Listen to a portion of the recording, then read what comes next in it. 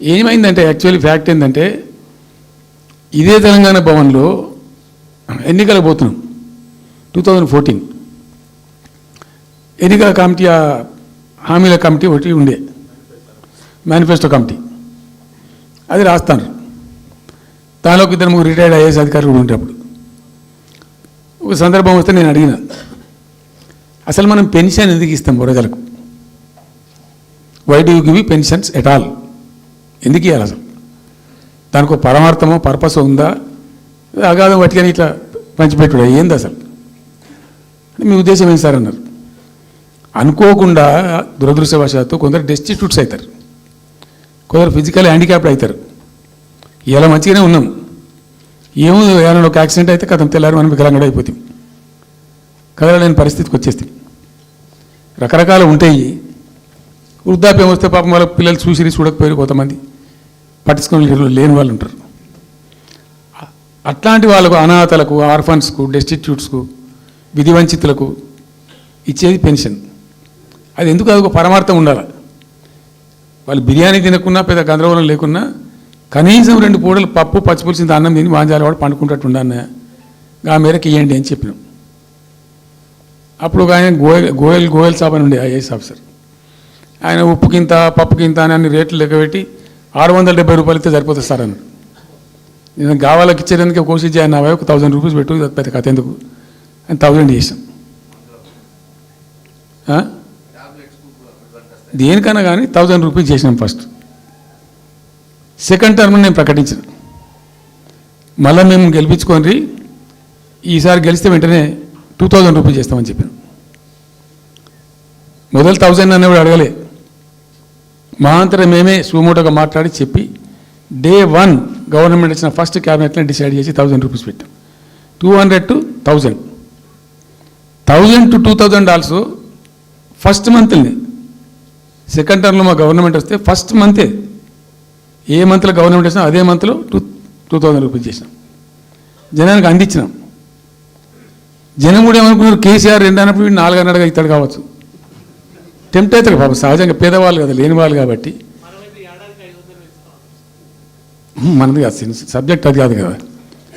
ఈయన 2 ఇచ్చిండు కదా, 200 2000 చేసిండు, ఈటి తప్ప 4000 చేస్తాడేమో అనే ఆశలో మా కోటేసే ఉద్దేశం ఉన్న ప్రజలు కూడా ఈ మాయల పడి పాపం టెంప్ట్ అయిపోయి గోల్మాల్ అయిపోయి ఓట్లు వేసినారు.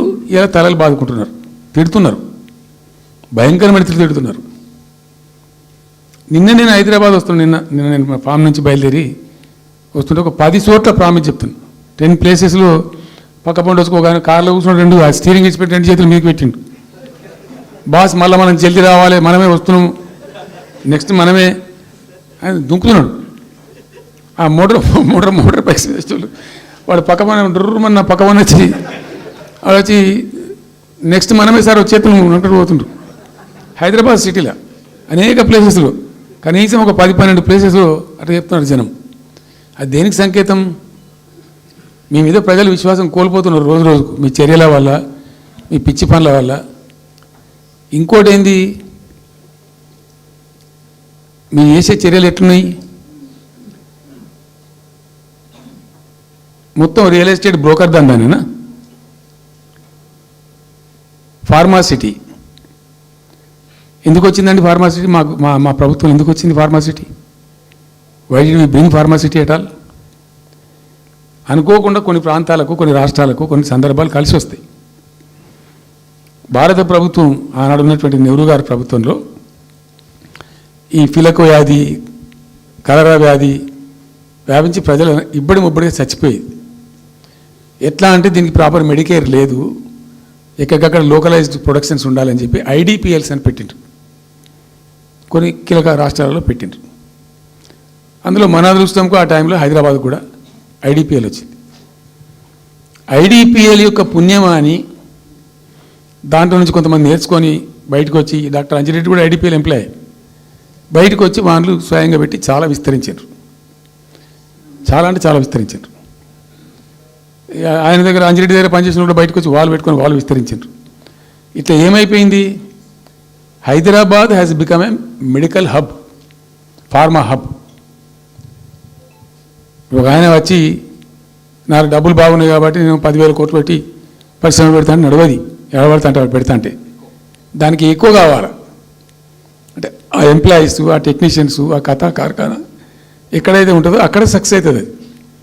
అట్లా ఏమైంది ఫార్మా యొక్క ఎక్కువ బిల్డ్ అయింది హైదరాబాద్లో.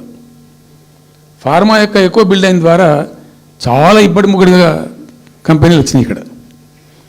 అసలు 1/3 వరల్డ్కు మన జినోమ్ వ్యాలీ నుంచే వ్యాక్సిన్ సప్లై అవుతుంది ఇలా. 1/3 of the world Hyderabad genome valley నుంచే వ్యాక్సిన్ సప్లై అవుతుంది.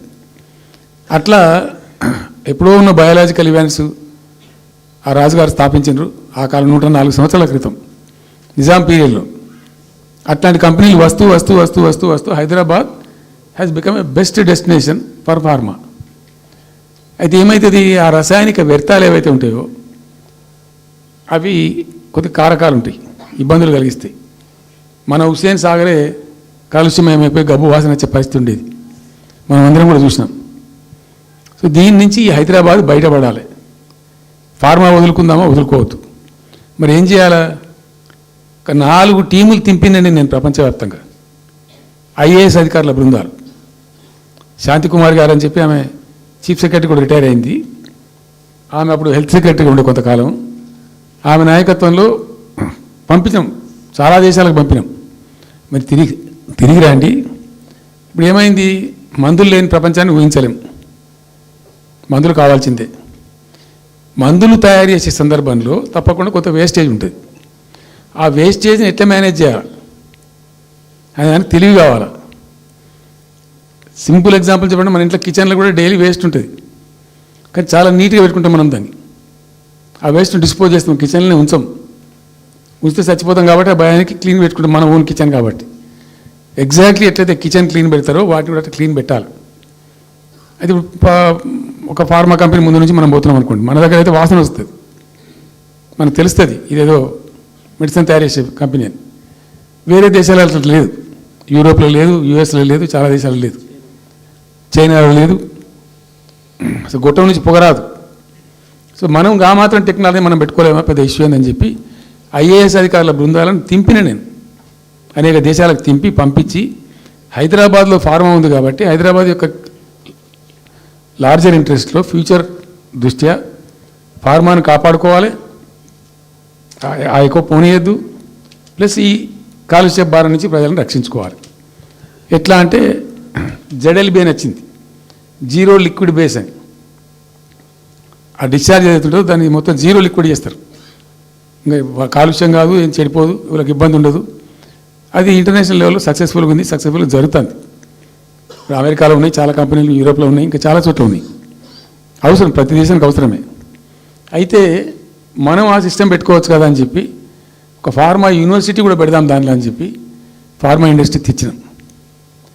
2 హెలికాప్టర్లు తీసుకొని ఆ ఫార్మా బిజినెస్ మెన్ ఎవరైతే ఉంటారో వాళ్ళని నేనే స్వయంగా పెట్టుకుని పోయి ఆ ముచ్చర్ల అక్కడికి పోయి తీసుకుపోయి చూపించి ఈ ప్లేస్ బాగుంటుంది కదా అంటే బాగుంటుందని చెప్తే దాన్ని ఫైనల్ చేసి చాలా కష్టపడి 5-6 సంవత్సరాలు పర్సూ చేసి రైతాంగంతో ఘర్షణ పడకుండా ఒక 20,000 ఎకరాలు పెట్టుకొని చేస్తే 14,000 ఎకరాల పైచీలకు వరకు 14,000 నెట్ వచ్చింది ప్రభుత్వానికి. 14,000 acres already acquired by government.